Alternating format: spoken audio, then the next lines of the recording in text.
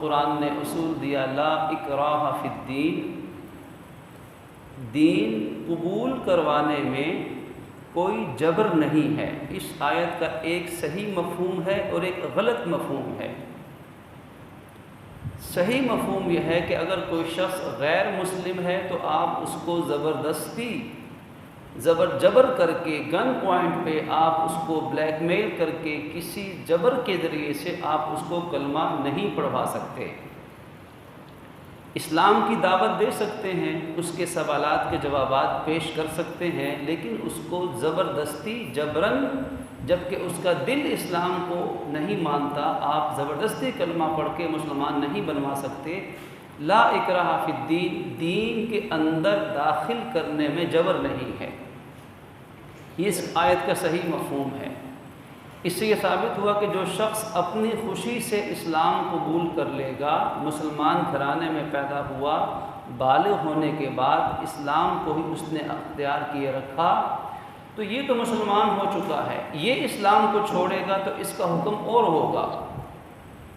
یہاں دو باتیں mix up کر دی جاتی ہیں، گڈ مڈ ہوتی ہیں۔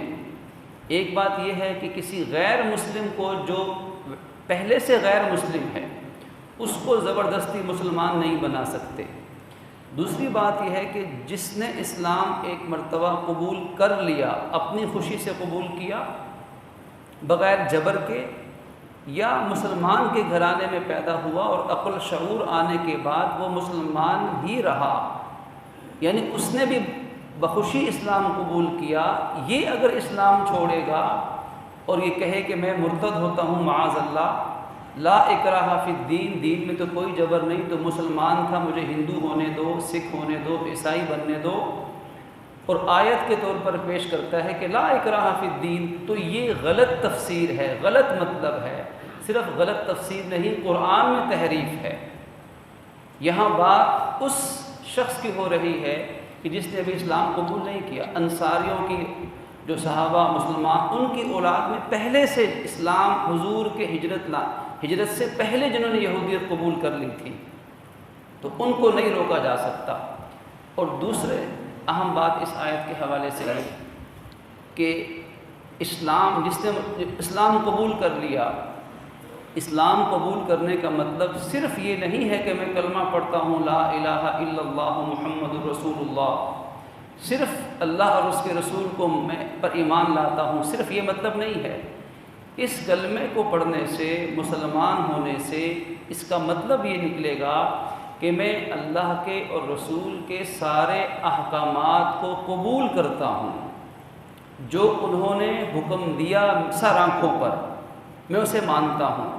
لہٰذا اس کلمہ پڑھنے کا مطلب یہ ہوگا کہ نماز کا وقت آئے گا تو میں نماز پڑھوں گا، مارکیٹ بند کروں گا، میں حج کا وقت آئے گا تو میں حج کروں گا، رزق کمانے کا وقت آئے گا تو میں اسلام کے بتائے ہوئے طریقوں کے مطابق تجارت کروں گا، سیاست کا وقت آئے گا تو میں اسلام کے بتائے ہوئے طریقوں کے مطابق سیاست کروں گا۔ الغرض عبادات، معاملات، معاشرت، تمام چیزوں میں جو اللہ کا حکم ہوگا اور رسول اللہ، سب کہہ دیجیے صلی اللہ علیہ وآلہ وسلم کا جو طریقہ ہوگا، میں اس کے مطابق زندگی بسر کروں گا۔ اگر خدا نخواستہ وہ کہتا ہے میں کلمہ تو پڑھتا ہوں لیکن نماز نہیں پڑھتا، تو اس پر پابندی عائد ہوگی کہ نماز پڑھو۔ مسلمان عورت بے پردہ ہوگی تو اسلام پابندی عائد کرے گا کہ وہ پردے کے مطابق چلے۔ کوئی مسلمان معاشرہ حرام کی طرف بڑھے گا تو پابندی عائد ہوگی، مسلمان کمیونٹی ہو، مسلمان سوسائٹی ہے، حرام کی ضرورت کی اجازت نہیں ہے۔ پھر کچھ چیزیں تو دعوت و تبلیغ سے لوگوں کو سمجھائی جائیں گی کہ یہ نیکی کا یہ ثواب ہے، بدی کا یہ عذاب ہے، امر بالمعروف نہی عن المنکر، نیکی کرو گے یہ ثواب، بدی کرو گے یہ گناہ۔ کچھ تو واعظ و نصیحت، پیار، محبت، حکمت سے، کچھ بائی فورس قانون کے ذریعے سے۔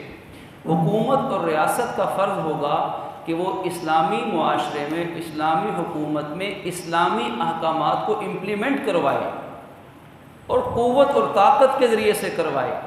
اب ایسے موقع پر یہ کہنا کہ جی لا اکراہ فی الدین، کیوں جبر کرتے ہو، مسلمان نماز نہیں پڑھتا تو کوئی بات نہیں، مسلمان سودی کاروبار کرتا ہے تو کرنے دو، کیونکہ دین میں تو جبر نہیں ہے۔ یہ بھی اس آیت کے اندر تحریف ہے، جو اکثر میڈیا پر یہ باتیں کر دی جاتی ہیں، یہ تحریف فی القرآن ہے۔